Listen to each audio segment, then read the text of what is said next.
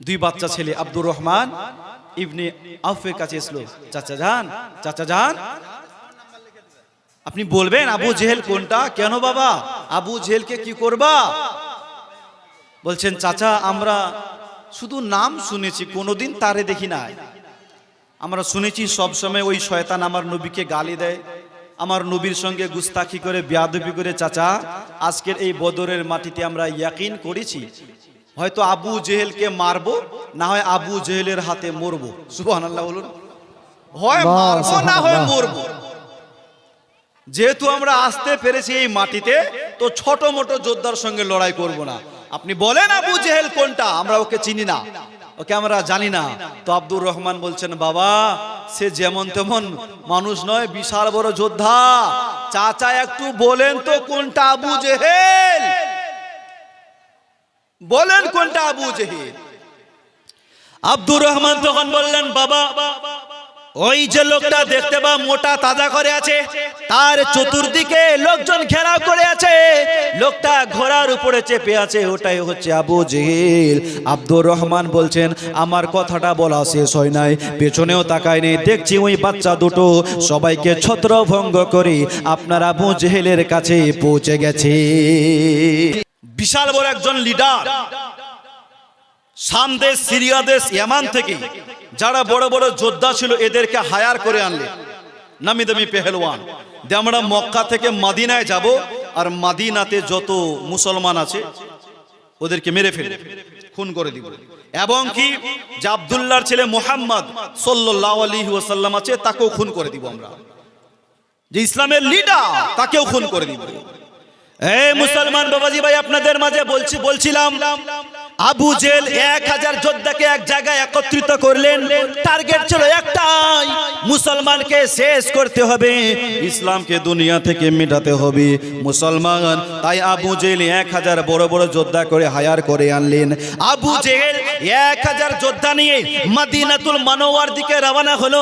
আমার আল্লাহ পাক আল্লাহ তাআলা আমার নবীকে ডেকে বললেন হাবিব, এ আমার বন্ধু আবু জেহেল 1000 যোদ্ধা নিয়ে মদিনাতে আসে, মুসলমানকে মারার জন্য, ইসলামকে খতম করার জন্য আসে। তাই আমার নবী তুমি যুদ্ধের জন্য তৈরি হয়ে যাও। নবীর উপরে জিহাদের আয়াত নাজিল হলো, নবীর উপরে জিহাদের আয়াত নাজিল হলো। আল্লাহর নবী দো জাহানের বাদশা মসজিদে নববীতে গেল, যাওয়ার পর বলতে লাগলেন এই আমার সাহাবারা, আমার আশিক প্রেমিকেরা, তোমরা কে কোথায় আছো গো? তাড়াতাড়ি করে তোমরা মসজিদে নববীর মধ্যে চলে আসো। নবীর ডাক শুনতে নাই, আমার নবীর আশিক প্রেমিকেরা মসজিদে নববীর মধ্যে জমা হলো। আমার রাসূলুল্লাহ বক্তব্য আরম্ভ করলেন, এ আমার সাহাবারা, আবু জেহেল 1000 যোদ্ধা নিয়ে মদিনাতে আসে মুসলমানকে মারার জন্য, ইসলামকে খতম করার জন্য আসেন। এ আমার সাহাবারা, আমার উপরে জিহাদের আয়াত নাজিল হয়েছে, আজ আমার সঙ্গে যারা যুদ্ধের ময়দানে যাবে তাদের নামটা মুমিনের লিস্টে লেখা হবে, আর যারা জিহাদ থেকে ইনকার করবে তাদের নামটা মুনাফিকের লিস্টে লেখা হবে। তো বলো তোমরা আমার সঙ্গে কে কে জিহাদে যাবা, কে কে যুদ্ধের ময়দানে যাবা? আল্লাহর নবী দো জাহানের বাদশা বলতে নাই, হযরতে আবু বকর সিদ্দিক হাত উত্তোলন করে দিলেন। সুবহানাল্লাহ বলুন। নবীর শ্রেষ্ঠ সাহাবী হযরতে আবু বকর সিদ্দিক, কে নবীর শ্রেষ্ঠ সাহাবী হযরত আবু বকর সিদ্দিক, নবীর শ্রেষ্ঠ সাহাবী হযরত আবু বকর সিদ্দিক, ভালোবেসে শুইল পাশে, ভালোবেসে শুইল পাশে, যাইয়া একবার দেখো না মদিনা, মদিনা আশিক মুমিনের ঠিকানা, মদিনা, মদিনা আশিক মুমিনের ঠিকানা। জোরে বলুন সুবহানাল্লাহ। দিদার চেয়েও কাঁদো নবী, দিদার চেয়েও কাঁদো নবী, দিদার চেয়েও কাঁদি নবী, চাও না একবার দেখো না মদিনা, মদিনা আশিক মুমিনের ঠিকানা। আবু বকর সিদ্দিক হাত তুলন করে হুজুর আমি যাব, কেউ যদি না যায় আমি যাব। হযরত উসমানে গনি হাত তুলে বলছেন হুজুর আমিও যাব। মাওলানা আলী বলছেন হুজুর আমি যাব। উমারে ফারুক বলছেন আমিও যাব, যুদ্ধের জন্য আমিও যাব। নবী মুস্তাফার সাহাবীরা এক এক করে নাম লেখায়। আল্লাহ রাসূল দো জাহানের বাদশা বলছেন, আবু বকর একটা কাজ করো। কি কাজ? খাতা কলম নিয়ে নামগুলো লেখো, কে কে যুদ্ধে যাবে একটা লিস্ট বানাও, লিস্ট তৈরি করো। তাই একদিকে আবু বকর সিদ্দিক বসেছেন, একদিকে উমরে ফারুক আজম বসেছেন, একদিকে মাওলাই আলী, একদিকে উসমানে গনি বসেছেন। বাবা নাম লিখছেন, আমার নবীর সাহাবীরা যুদ্ধের ময়দানে যাবে তাই নাম লেখাচ্ছেন। বাবা হঠাৎ করে মসজিদে নববীর পেছন দিক থেকে একটা ছোট্ট বাচ্চা ছেলে হাত উত্তোলন করে বললেন, হুজুর আমিও যুদ্ধের ময়দানে যেতে চাই। কেতাবের মধ্যে পাওয়া যায় ওই বাচ্চাটার বয়স ছিল মাত্র 10, আবার কোন কেতাবের মধ্যে লেখা আছে 12। মুসলমান বাচ্চা ছেলে হাত উত্তোলন করে বললেন, হুজুর আমিও যুদ্ধের ময়দানে যাব।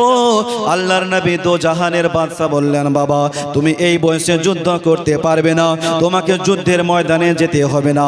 ওই বাচ্চা ছেলেটা বললেন, হুজুর আমাকে ফিরিয়ে দিবেন না, আমার মা আমাকে বড় আশা করে পাঠিয়েছে। বেটারে আজকে যদি ইসলামের জন্য জীবন দিতে পারো, এ আমার লাল, এই পৃথিবীতে এমন কোনো সন্তান নেই যে তার মায়ের ঋণ শোধ করতে পারে, যে তার মায়ের দুধের ঋণ শোধ করতে পারে।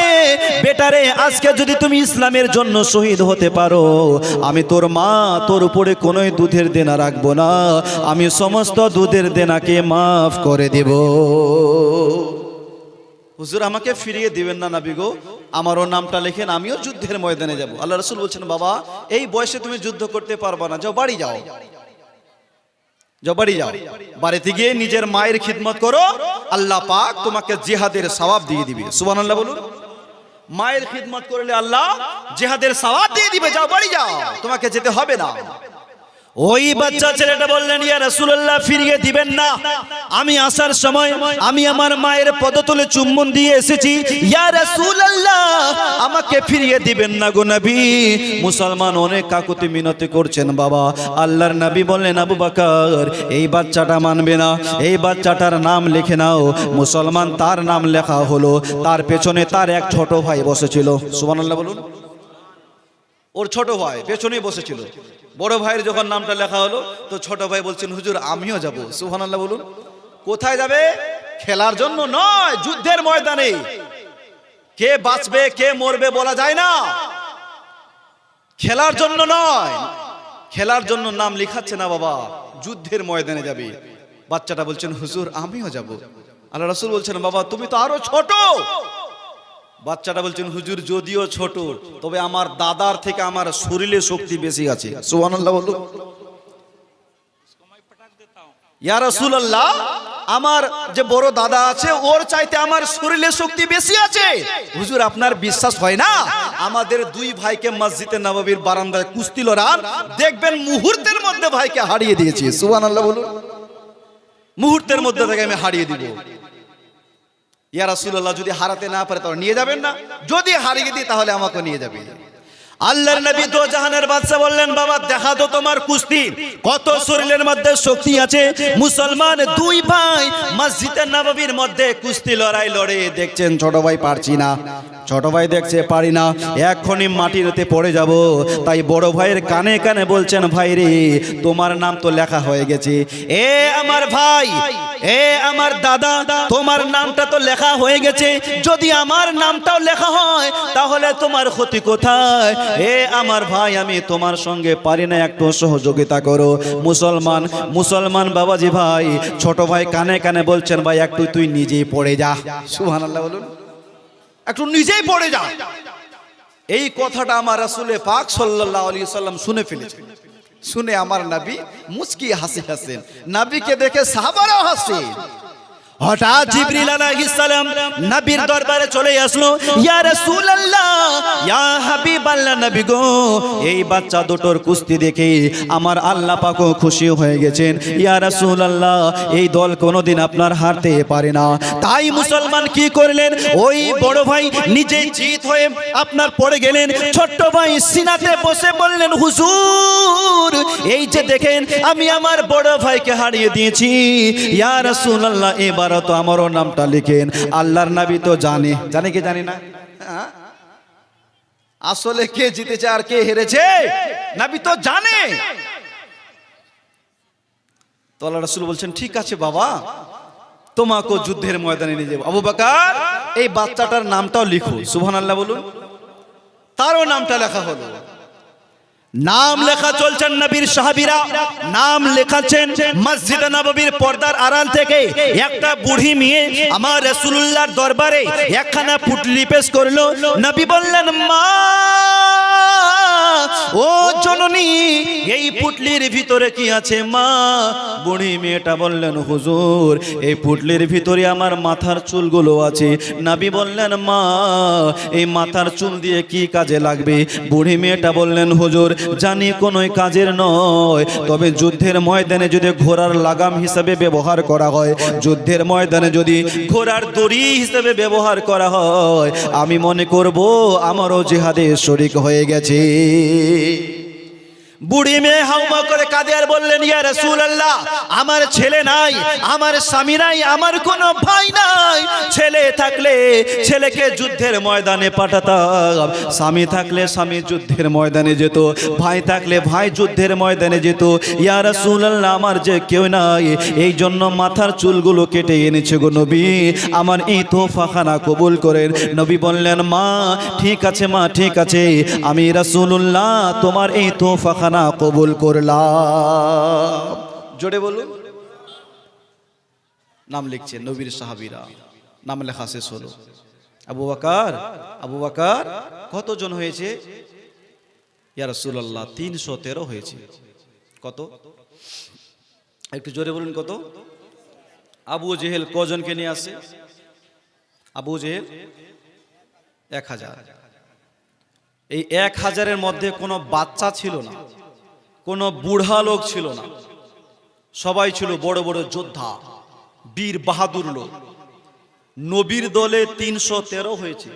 এর মধ্যে আছে বুড়া লোক, আছে ছোট ছোট বাচ্চা, আছে কমজোর বয়স্ক, সবাই মিলে মাত্র 313।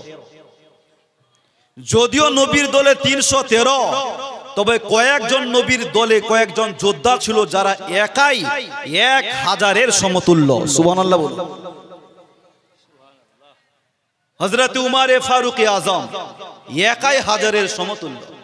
হযরত মাওলাই আলী একাই 1000-এর সমতুল্য, যাকে রাসূল পাক সাল্লাল্লাহু আলাইহি ওয়াসাল্লাম শেরে খোদা, বাঘের টাইটেল দিয়েছেন। জোরে বলো সুবহানাল্লাহ। বেরাদার, মাওলাই আলীর জুলফিকারি তলোয়ারের ওজন 1 কুইন্টাল 5 কেজি ছিল। সুবহানাল্লাহ বলুন। কয় কুইন্টাল? জীবনে দেখেছেন এরকম তলোয়ার?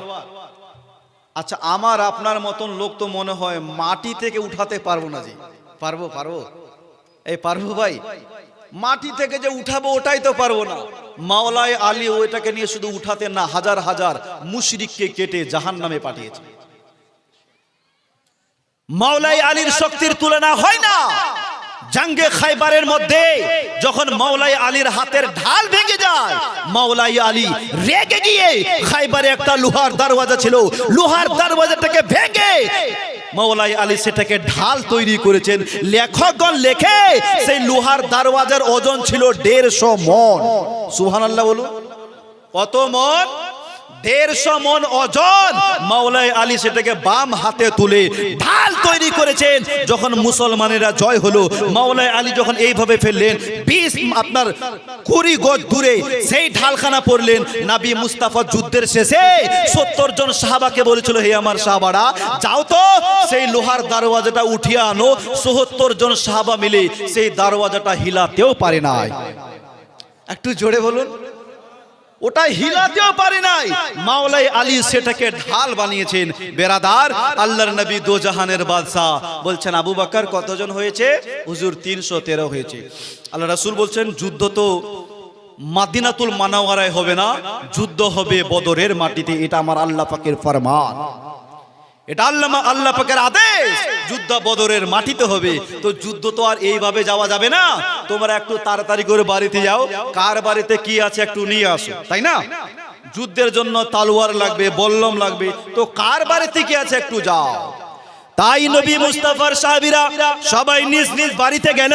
মুসলমান 313, তার মধ্যে মাত্র 2খানা তলোয়ার বের হলো। ছয়খানা জার, মুসলমান 2টি ঘোড়া, অনেকজন সাহাবী কেউ বাঁশের খুঁটি ভেঙে এনেছে, কেউ আবার খেজুরের ডাল কেটে এনেছে। নবীর সঙ্গে যুদ্ধের ময়দানে যাবে ওই রকম তলোয়ার নাই, বললাম নাই। মুসলমান বাবাজি ভাই, আল্লাহর নবীর সাহাবীরা নবী মুস্তাফার কাছে এসে জমা হলো, ইয়া রাসূলুল্লাহ কোথায় যেতে হবে চলুন, আমরা আপনার সাহাবী, আমরা মুসা আলাইহিস সালামের উম্মতের মতন বলবো না যে আপনি আর আপনার খোদা লড়েন। হুজুর আমরা আপনার উম্মত, আপনার আগে আমরা জীবন দিব। সুবহানাল্লাহ বলুন, আপনার আগে আমরা জীবন দিব। হুজুর কোথায় যেতে হবে? আল্লাহর নবী দো জাহানের বাদশা বললেন চলো আমার সঙ্গে যুদ্ধের ময়দানে বদরের মাটিতে যেতে হবে। রাসূল পাক সাল্লাল্লাহু আলাইহি ওয়াসাল্লাম সাহাবাদের নিয়ে ছুটলেন বাবা। চলতে চলতে বদরের মাটিতে পৌঁছানো মুসলমান, বদরের মাটি, বদরের বালু, সূর্যের তাপে এত গরম হয়েছেন বাবা। আমার নবীর সাহাবীরা কেউ চপ্পল পরে আছে, কেউ চপ্পল পরে নাই। মুসলমান, বদরের বালু এত গরম হয়েছে, যদি মাংসের টুকরা রাখা হয় তাহলে মাংসের টুকরা কাবাব হয়ে যায়। আমার নবী মুস্তাফার সাহাবীরা এই বদরের মাটিতে চপ্পল পরে নাই, জুতা পরে নাই, বদরের মাটি। আল্লাহর দরবারে দোয়া করলেন, মাবুদ ওগো পাক পরওয়ারদিগারে আলম, আমি তো কোনোদিন ভাবি নাই একদিন তোমার নবীর কদম আমার সিনাতে পড়বে। রব্বুল আলামিন, বালু এত গরম হয়েছে গো আল্লাহ, তোমার নবীর সাহাবীরা পায়ে চপ্পল পরে নাই। রব্বুল আলামিন, তুমি বদরের মাটি ঠান্ডা করে দাও। সাথে সাথে এমন বৃষ্টি হলো, বদরের মাটি ভিজে ঠান্ডা হয়ে গেল। জোরে বলুন, বদরের মাটি ভিজে ঠান্ডা। একদিকে কাফেরদের লিডার, অন্যদিকে আমার নবীগণের সর্দার। একদিকে কাফেরদের সর্দার আবু জেহেল, অন্যদিকে আমার নবীগণের নবীর সর্দার আমার রাসূল পাক সাল্লাল্লাহু আলাইহি ওয়াসাল্লাম। একদিকে 1000 আর অন্যদিকে 313 জন মুসলমান। আবু জেহেল আমার নবীকে লক্ষ্য করে বললেন, মুহাম্মদ, এ আব্দুল্লাহর বেটা, আমার পেছনে দেখো কতগুলো লোক আছে, তোমরা কেউ মদিনায় ফিরে যেতে পারবা না, সবাই তোমরা মারা যাবা। মুসলমান নবী আমার বললেন, মারনেওয়ালা বাঁচানেওয়ালা একজন, তিনি কি? জোরে বলুন, কে? আরো জোরে, কে? মারনেওয়ালা বাঁচানেওয়ালা হচ্ছে একজন, তিনি হচ্ছে আমার আল্লাহ রাব্বুল আলামিন। যাকে মারবে দুনিয়ার কোন ডাক্তার তাকে বাঁচাতে পারবে? পারবে? আর আল্লাহ যাকে বাঁচাবে দুনিয়ার কোন শক্তি তাকে মারতে পারবে? এ আবু জেহেল, তুমি কি মারবে? আবু জেহেল বললেন, মুহাম্মদ দেখো কত লোক নিয়ে এসেছি, আর মাত্র 313 বুড়া বাচ্চাদের নিয়ে যুদ্ধ করতে এসেছো, এরা কি যুদ্ধ করতে পারবা? আল্লাহর নবী বললেন, এ আবু জেহেল, আজ আমি মুহাম্মদ সাল্লাল্লাহু তাআলা আলাইহি ওয়াসাল্লাম বলছি, বেরাদার দোস্ত বন্ধুগণ, নবীর সঙ্গে আলোচনা চলছেন বাবা। আমার নবীর জন্য বদরের মাটিতে একটা খিমা তৈরি করেছিল, একটা খিমা বানিয়েছিল। আমার নবী সেই খিমার ভিতরে ঢুকে সিজদায় পড়ে পড়ে আমার আল্লাহকে ডেকে বললেন, মাবুদ ওগো পাক পরওয়ারদিগারে আলম, ইয়া মালিক ও মাওলা, 313 জন জানেসারকে নিয়ে বদরের মাটিতে পৌঁছেছি। রব্বুল আলামিন, পাক পরওয়ারদিগারে আলম, আজকে যদি বদরের মাটিতে আমার সাহাবীরা শহীদ হয়ে যায়, তাহলে তোমার নাম নেওয়ার মতো কিয়ামত পর্যন্ত কেউ বেঁচে থাকবে না। আল্লাহ, এদেরকে নিয়ে আসা কাজ হলো আমার, কিন্তু এদেরকে রক্ষা করা কাজ হলো তোমার। জোরে বলুন, আল্লাহ নিয়ে তো চলে এসেছি, তোমার ভরসা। এদেরকে নিয়ে আসা কাজ আমার, এদেরকে রক্ষা করা কাজ তোমার। আল্লাহর নবী দো জাহানের বাদশা নবী মুহাম্মদুর রাসূলুল্লাহ সাল্লাল্লাহু আলাইহি ওয়াসাল্লাম সিজদায় পড়ে পড়ে আমার নবী কান্দে।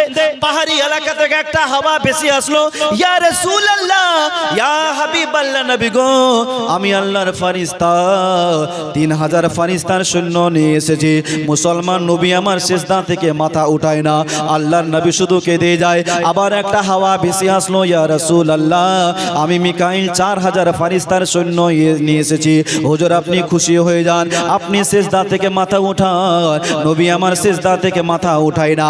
আল্লাহর নবী দো জাহানের বাদশা শুধু কেঁদেই যায়, আল্লাহর দরবারে দোয়া করতেই থাকেন। মুসলমান জিবরাইল আসলো, মিকাইল আসলো, মালাকুল মউত আসলো। মুসলমান আমার নবী ডেকে বলেন, ওগো আল্লাহ পাক, আল্লাহ তাআলা আমি তো কোনো ফারিস্তাকে আসতে বলি নাই, ওগো আল্লাহ পাক আমি তো জিবরাইলকে আসতে বলি নাই, মিকাইলকে আসতে বলি নাই, তোমার কোনো ফারিস্তাকে আসতে বলে নাই। রব্বুল আলামিন তোমার বন্ধুর মাদাদ করতে কি তুমি আসবা না? নবী মুস্তাফা এই রকম বাক্য বলতে নাই। পাহাড়ে সামপার্শ্বে বড় বড় পাহাড় ছিল, পাহাড়গুলো থরথর করে কাঁপতে লাগলো, জান্নাত পর্যন্ত কেঁপে উঠেছিল। মুসলমান জান্নাতে যত হুর ছিল সমস্ত হুরিরা থরথর করে কাঁপতে লাগলো। মুসলমান আওয়াজ ভেসে আছে, ইন্নী মাকুম, হে আমার বন্ধু আমি আল্লাহ তোমার সাথে আছি। সুবহানাল্লাহ বলো। বন্ধু চিন্তা করো না, আমি আল্লাহ তোমার সাথে আছি, জয় তো তোমারই হবে। রাসূলে পাক সাল্লাল্লাহু তাআলা আলাইহি ওয়াসাল্লাম খিমা থেকে বের হলো। আমার নবী একজন সাহাবীকে বলছেন, এ সাহাবা একটা লাঠি দাও তো। একটা লাঠি আমার নবী নিল, নিয়ে আমার নবী গোল গোল করে লাকির খিচে গোল করে দাগ মারছে। আর বলছেন, এ আমার সাহাবারা, এই যে আমি দাগটা মারলাম, এই দাগের ভিতরে আজকে আবু জেহেল মরে থাকবে। সুবহানাল্লাহ বলুন। এখনো যুদ্ধ আরম্ভ হয় নাই। 200 টাকা দিয়েছে, আল্লাহ কবুল করুক, পড়েন আমিন। জোরে বলি আমিন। এখনো যুদ্ধ আরম্ভ হয় নাই, নবী আগেই নিশানা দিয়ে দিচ্ছে, এই যে আমি নিশানা দিলাম, এখানে আবু জেহেল মরে থাকবে, উতবা সাইবা। আমার নবী সকলের দাগ দিয়ে দিয়ে নিশানা দিয়ে বলছেন, এইখানে আজকে মরে থাকবে। আবু জেহেল শোনার পর বলছেন, মুহাম্মদ এতগুলো লোক নিয়ে এসেছে আর আমি এখানে মরে থাকবো? আমার নবী মুস্তাফা বলেন, এ আবু জেহেল আমি মুহাম্মদ যা বলি সেটাই হয়, কারণ নবীর জবান হচ্ছে ওহ জুবা জিসকো সব কুন কি কুনজে গায়ে উসকি নাফিজ হুকুমত পে লাখো সালাম। নবী যেটা বলে সেটাই হয়। আমার নবী বলছে, আমি যেটা দাগ মারলাম এখানে মরণ হবে, তোমার এখানেই মরে থাকবি। ও মুসলমান বাবা দেবতা, আবু জেহেল বললেন, মুহাম্মদ গল্প করে কি লাভ, গল্প বাড়িয়ে কি লাভ? মুহাম্মদ যেহেতু যুদ্ধ করতে এসেছো, যোদ্ধার মতন যুদ্ধ আরম্ভ করো। মুসলমান ওই সময় একসঙ্গে সবাই যুদ্ধ করতো না, সবাই বসে থাকতো, আর ময়দানের মধ্যে একজন দুজন করে আপনার পাঠাতো। মুসলমান দুই দিকে দুই দল, একদিকে আমার নবী, একদিকে আবু জেহেল, এবং নিজের দলবল নিয়ে বসে আছেন। আমার নবী মুস্তাফা সাল্লাল্লাহু আলাইহি ওয়াসাল্লাম ময়দানে তিনজনকে পাঠালেন, হযরতে আবু ওবাইদা, হযরতে আমির হামজা আর হযরতে আলীকে। সুবহানাল্লাহ বলুন। তিনজনকে ময়দানে পাঠালেন। আবু জেহেল তিনজনকে পাঠালো, যাও লড়ো। তিনজনকে পাঠালেন। আবু জেহেলের লোকজন মিনিটও টিকতে পারে না। মাওলাই আলী আর হযরতে আবু ওবাইদা, হযরতে আবু আমির হামজার তলোয়ার এত চলে যে তাদের গলা কেটে ফুটবলের মতন উড়িয়ে দিয়েছে। সুবহানাল্লাহ বলুন আরো জোরে। কে হার মানেনি মানবো না কবো, আল্লাহ মোদের ভরসা, করবো লড়বো জিতবো মোরা, লাব্বাইকাল আকসা। বাবুজির স্ত্রী দিয়েছে 1000 টাকা, নারে তাকবীর। 2 মেয়ে 200 টাকা, আকিদুন বেওয়া 550 টাকা দিয়েছে, নারে তাকবীর, নারে রিসালা। এই যে বাবুজি দিয়েছে আরো 1500 টাকা, আল্লাহ, নারে তাকবীর, নারে রিসালা। আল্লাহ যেন এই দানকে কবুল করে নেয়। সকলের জন্য আমি দোয়া করব, একটু জোরে বলি সুবহানাল্লাহ। কে হার মানেনি মানবো না কবো, আল্লাহ মোদের ভরসা, করবো লড়বো জিতবো মোরা, লাব্বাইকাল আকসা, লাব্বাইকাল আকসা, লাব্বাইকাল আকসা। তোল ধ্বনি একই সাথে, লাব্বাইকাল আকসা। একটু সুবহানাল্লাহ বলেন। এই মসজিদ আকসা কোথায় আছে জানেন? ফিলিস্তিনের মাটিতে। এই মসজিদের জন্য কত নিষ্পাপ শিশু শহীদ হয়েছে, কত বাচ্চাকে শহীদ করেছে, কত মানুষ এই মসজিদের জন্য জীবন দিয়েছে। কিন্তু ফিলিস্তিন যদিও একটা ছোট্ট দেশ, তারা জানে বাতিলের আগে মাথা নত করা যাবে না। সুবহানাল্লাহ বলুন। गुलामाने मुस्तफ़ा जान देने से नहीं डरती, ये सर कट जाए या रह जाए कोई परवाह नहीं करती। একজন গোলামানে মুস্তাফা জীবন দিয়ে দিবে কিন্তু বাতিলের আগে কখনো নিজের মস্তকে নত করবে না। সুবহানাল্লাহ বলুন। সুবহানাল্লাহ। কে হার মানিনি মানবো না কবো, আল্লাহ মোদের ভরসা, করবো লড়বো জিতবো মোরা, লাব্বাইকাল আকসা, লাব্বাইকাল আকসা, লাব্বাইকাল আকসা, কোল ধুনিয়া কই সাথে লাব্বাইকাল আকসা। বিশ্বের কোন শক্তিকে মোরা করি না কোন ভয়, সকল বাধা ছিন্ন করে আনবই বিজয়। জোরে বলুন সুবহানাল্লাহ। বিশ্বের কোন শক্তিকে মোরা করি না কোন ভয়, সকল বাধা ছিন্ন করে আনবই বিজয়। আমরা হলাম বীরের জাতি, জোর আছে ইমানে, আমরা হলাম বীরের জাতি, জোর আছে ইমানে। উহুদ বদর খন্দকের ওই ইতিহাস সব জানে। জোরে বলুন সুবহানাল্লাহ। উহুদ বদর খন্দকের ওই নাজির মৌলানার বড় বৌমা 500 টাকা দান করেছে। নারে তাকবীর, আল্লাহ যেন কবুল করে নেয়। হার মানিনি মানবো না কবো, আল্লাহ মোদের ভরসা, করবো লড়বো জিতবো মোরা, লাব্বাইকাল আকসা, লাব্বাইকাল আকসা। এই মসজিদে আকসা এমন একটা মসজিদ, যেই মসজিদে সমস্ত নবীর কদম পড়েছে। সুবহানাল্লাহ বলুন। সুবহানাল্লাহ। যেই মসজিদের বর্ণনা আল্লাহ কোরআনে বলছেন, সুবহানাল্লাযী আসরা বিআবদিহি লাইলাম মিনাল মসজিদিল হারাম ইলাল মসজিদিল আকসা। এই মসজিদে সমস্ত নবীর কদম পড়েছে। আমার নবীর সফর শুরু হয়েছে এই মসজিদে আকসা থেকেই। পড়েছে যেথায় কদম কত আম্বিয়া রাসূলের, জীবন দিয়ে আনবো বিজয় বিনিময়ে রক্তে। পড়েছে যেথায় কদম কত আম্বিয়া রাসূলের, জীবন দিয়ে আনবো বিজয় বিনিময়ে রক্তে। আমরা হলাম বীরের জাতি, জোর আছে ইমানে, আমরা হলাম বীরের জাতি, জোর আছে ইমানে। উহুদ বদর খন্দকের ওই ইতিহাস সব জানে, উহুদ বদর খন্দকের ওই ইতিহাস সব জানে। বেরাদার, আবু জেহেল 3 জনকে পাঠালো, মুহূর্তেই শেষ, লিমিসে খতম করে দেয়, কচু কাটা কেটে ভাসিয়ে দেয় ময়দানে, যে যায় শেষ। 3 জন 4 জন করে পাঠাচ্ছে, গেলেই শেষ, গেলেই শেষ। আবু জেহেলের টেনশন হবে না, হবে না? ময়দানে তো আমাদের লোক দাঁড়াতেই পারে না, টিকতেই পারে না।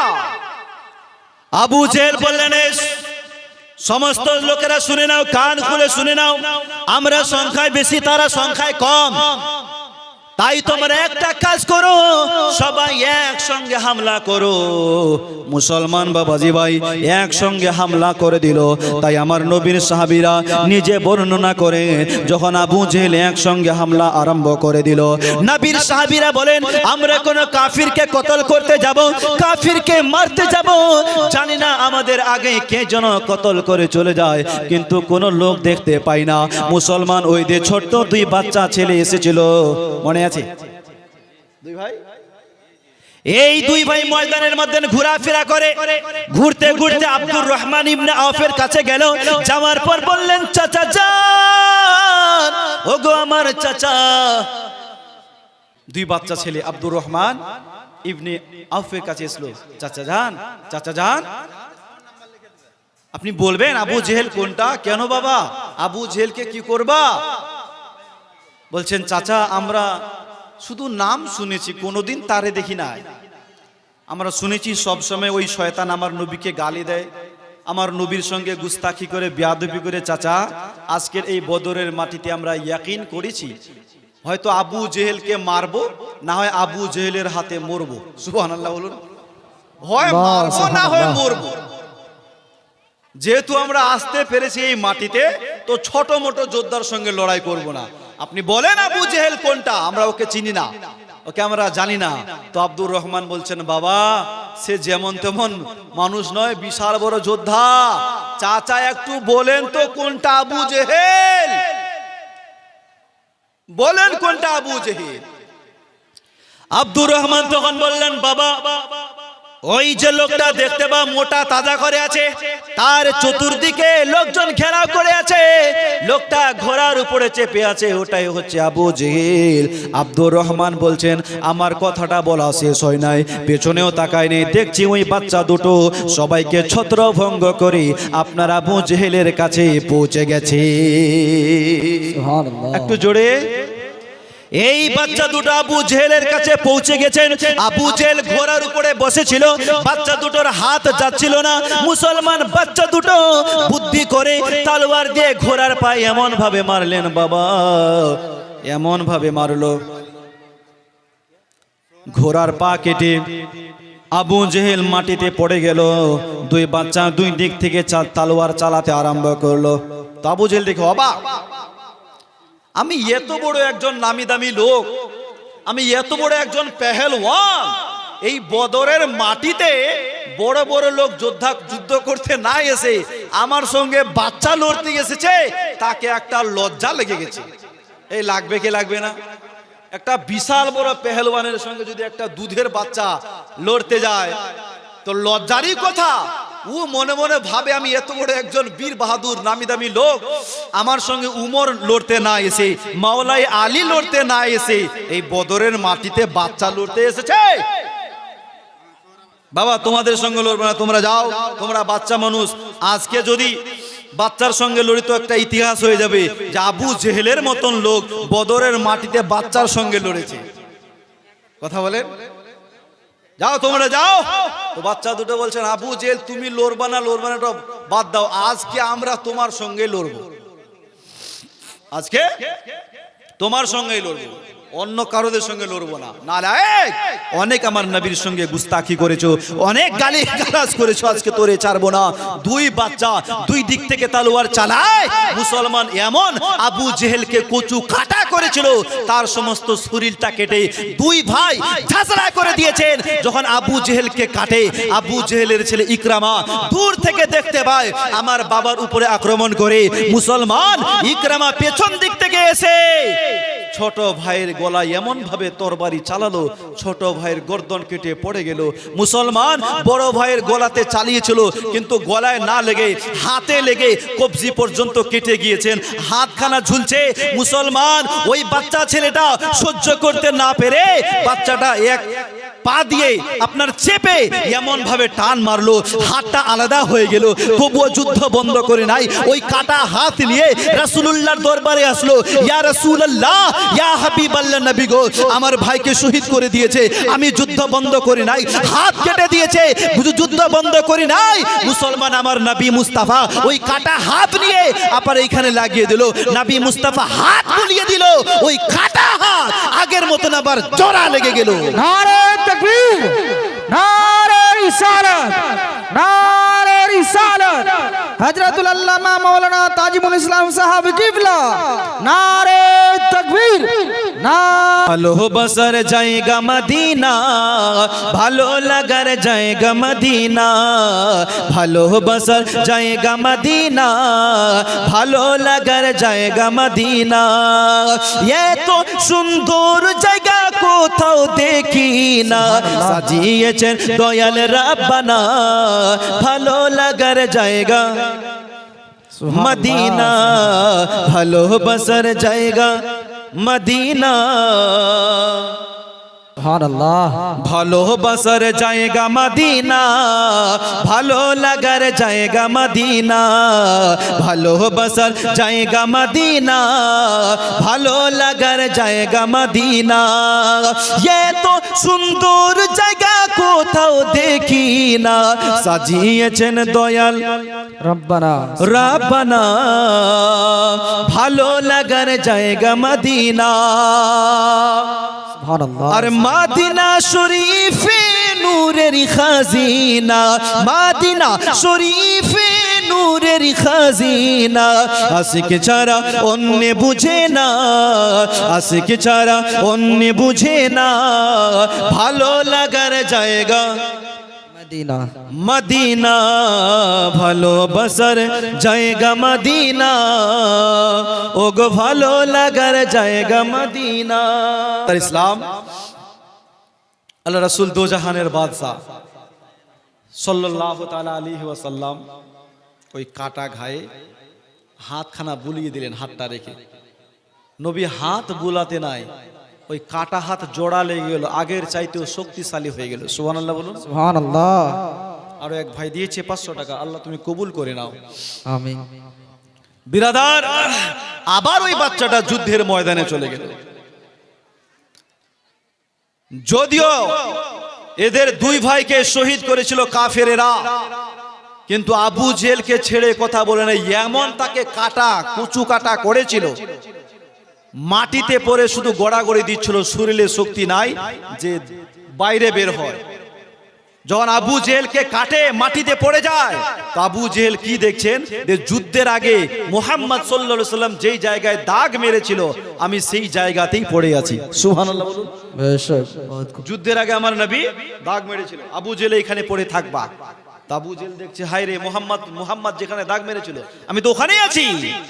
তাই মুসলমান বাবাজি আবু জেহেল কি করলেন, শরীরে তো কোনো শক্তি নাই যে বাইরে বের হয়।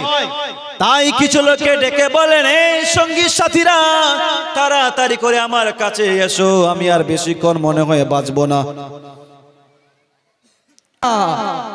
মা ফাতেমা তুজোরা খুশি হয়ে গেল। মুসলমান বাবাজি ভাই, আপনাদের মাঝে আমি বলছিলাম ওই বাচ্চা ছেলেটা আবার যুদ্ধের ময়দানে চলে গেল, লড়তে লড়তে শহীদ হয়ে গেল। তবে আবু জেহেল যেই জায়গাতে আমার নবী মুস্তাফা দাগ মেরেছিলেন বাবা, ওই জায়গাতে আমার আপনার নবী দো জাহানের বাদশা যে বলেছিলেন আবু জেহেল ওইখানে পড়ে আছে।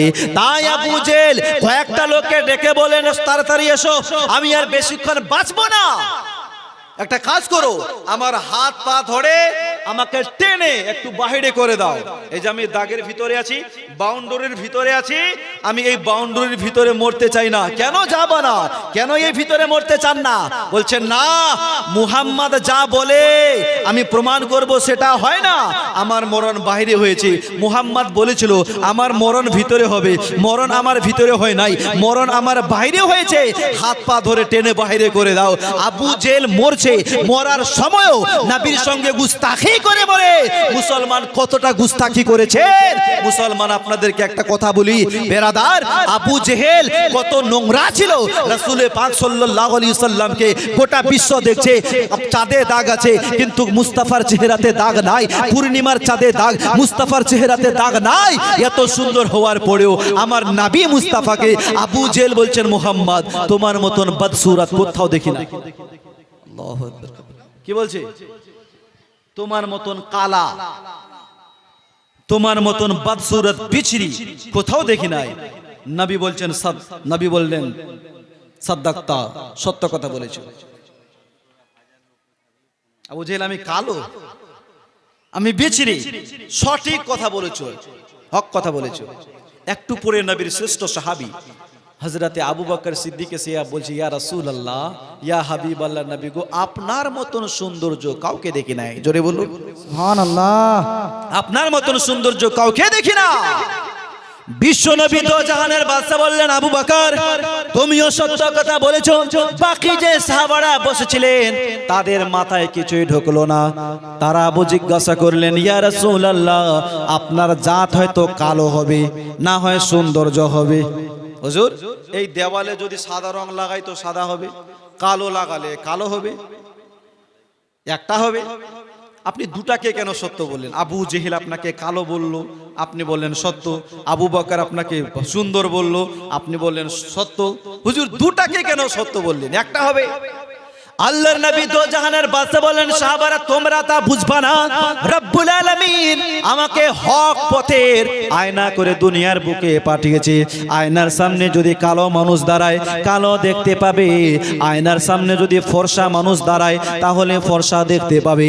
এ আমার সাহাবারা, আবু জেহেল আমাকে খারাপ নজরে দেখেছে, এই জন্য খারাপ দেখতে পেয়েছে, আর আবু বকর ঈমানের সহিত দেখেছেন, এই জন্য নূর দেখতে পেয়েছে। সুবহানাল্লাহ, সুবহানাল্লাহ।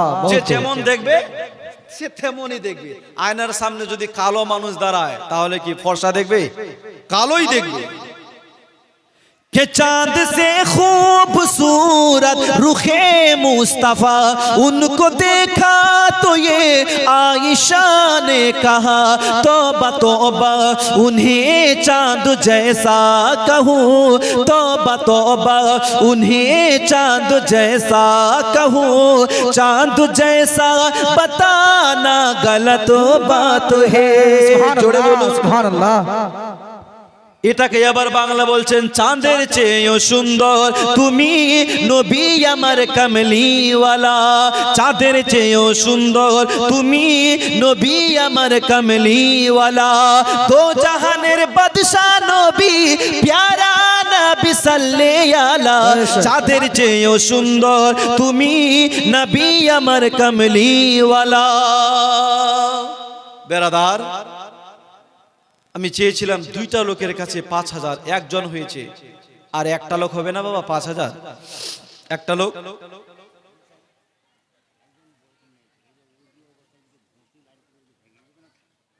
উজু অবস্থা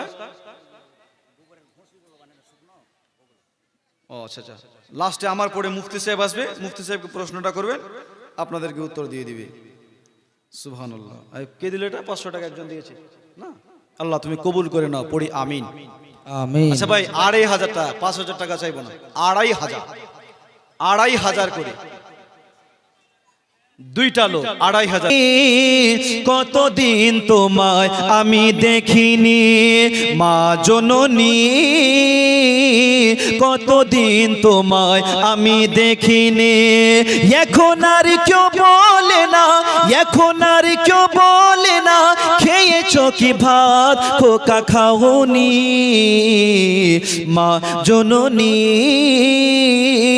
কতদিন তোমায় আমি দেখিনি জোরে বলুন জানি না কেমন আছো আধার কবরে তুমি ছাড়া ভালো নেই আমি এই পারে তুমি ছাড়া ভালো নেই আমি এই পারে জানি না কেমন আছো আধার কবরে তুমি ছাড়া ভালো নেই আমি এই পারে তুমি ছাড়া ভালো নেই আমি এই পারে সঙ্গে তোমার সাথে নিয়ে কেন যাওনি মা জননী কতদিন তোমায় আমি দেখিনি মা জননী কতদিন তোমায় আমি দেখিনি জোরে বলো সুবহানাল্লাহ আরে দুঃখে সুখের খবর নিয়ে দৌড়ে ঘরে যাই দরজা খুলে দেখি তুমি ঘরে নাই দুঃখে সুখের খবর নিয়ে দৌড়ে ঘরে যাই দরজা খুলে দেখি তুমি ঘরে নাই দরজা খুলে দেখি তুমি ঘরে নাই আমি ইকবালের সাথী আমার চোখে পানি মা জননী কতদিন তোমায় আমি দেখিনি মা খালারা 1500 না পারলে হাজার হাজার করে দেন মা আর যারা এইদিকে বসে আছেন বাবাজি ভাইরা 2500 না পারলে 1000 2000 করে কবরস্থানের জন্য যে কবরস্থানে আপনাকে আমাকে সবাইকে আসতে হবে আশরায়ে মুবাশশিরার মোহাব্বতে আল্লাহর নবী দুনিয়াতে 10 জন সাহাবীকে জান্নাতি বলে ঘোষণা করেছেন যাদেরকে আশরায়ে মুবাশশিরা বলা হয় এই 10 জন সাহাবীর মোহাব্বতে 10 জন ভাই 10 জন বাবা মাত্র 1000 করে হবে একটু পারবেন কবরস্থানের জন্য 1000 করে আছে কোন আল্লাহর বান্দা এই মেহফিলে ওই 10 জন সাহাবীর মোহাব্বতে আশরায়ে মুবাশশিরার মোহাব্বতে পারবেন 10টা লোক মাত্র 1000 করে মা খালারা হবে মা হবে একটু চটচট করে বলুন মা আমি মুসাফির ব্যক্তি মুসাফির লোক একটু আপনাদের জন্য দোয়া করে যাব আছে আছে কোনো আল্লাহর বান্দা পারবেন একটু চটচট করে দিয়ে যান, আমি একটু ওয়াজের দিকে চলে যাব। হবে? আছে কোনো আল্লাহর বান্দা? সুবহানাল্লাহ। 1000 করে মাত্র 10টা লোক, 10 জন ভাই, 10 জন বাবা, নিজের মায়ের জন্য, বাবার জন্য, আত্মীয় স্বজনের জন্য, ছেলে মেয়ের জন্য একটু দান করুন। দান করলে আমার আল্লাহ খুশি হয়। সুবহানাল্লাহ। একজন দাদা 1000 টাকা দিয়ে গেল। নারায়ে তাকবীর, নারায়ে রিসালাত। আল্লাহ যেন কবুল করে নেয়। সুবহানাল্লাহ। 10টা লোকের কাছে চেয়েছি, একটা হলো, আর মাত্র 9 জন। সুবহানাল্লাহ। একটু চটচট করে আসুন ভাই। 10টা কলম মাত্র 1000 টাকা। হবে? আছে কোনো আল্লাহর বান্দা? আজকে না থাকলে পরে দিয়ে দিবেন, নাম খালি লিখান, মাত্র 1000 করে। মা খালারা, হবে মা একটু চটচট করে, 10 জন মা 1000 করে যদি পারেন একটু দিয়ে যান। মাঙ্গো খুশি সে, জোদে খুশি সে। এ মা খালারা, কেমন মা ফাতেমা ছিল, বাড়িতে খাবার নাই তবুও কোনো ভিখারিকে, কোনো সাওয়ালিকে ফিরিয়ে দেয় নাই। মা ফাতেমা তো জোহরার সঙ্গে আপনারা জান্নাতে থাকবেন। দোয়া করব মা। হবে ভাই? আছে কোনো আল্লাহর বান্দা? একটু চটচট করে বলুন, আপনাদের জন্য একটু দোয়া করব। আছে 1000 করে। 5000 চাইলাম, 2500 চাইলাম, 2500 দিয়েছেন, 5000 দিয়েছেন, 1000 করে। সুবহানাল্লাহ। 10টা লোক।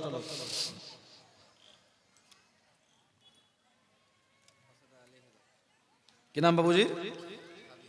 সাবির, খাবির বাবুজি আমার। 1000, 500 নগদ, 500 বাকি। নারায়ে তাকবীর, নারায়ে রিসালাত। আল্লাহ যেন দানকে কবুল করে নেয়। পড়ি সকলে আমিন সুম্মা আমিন। 2 জন হয়ে গেল। একটু চটচট করে নিয়ে আসুন, একটু ওয়াজের দিকে চলে যাব। সুবহানাল্লাহ। 10টা কলম হলেই একটু ওয়াজের দিকে চলে যাব। এই দাদা অনেকগুলো পয়সা নিয়ে আসে। সুবহানাল্লাহ। আসেন, চটচট করে আসেন। একজন মেয়ে 1000, 500 নগদ, 500 বাকি। সুবহানাল্লাহ। 3 জন হয়ে গেল। শহীদুরের মা, নানা নানির জন্য 500, বাবার জন্য 500, টোটাল 1000। নারায়ে তাকবীর। আর একজন দিয়েছে 200 টাকা। আল্লাহ তুমি কবুল করে নাও, বাকিটা রেখে দিন। খাবির উদ্দিন ভাই 500 বাকি 500 নগদ লিখা है ना।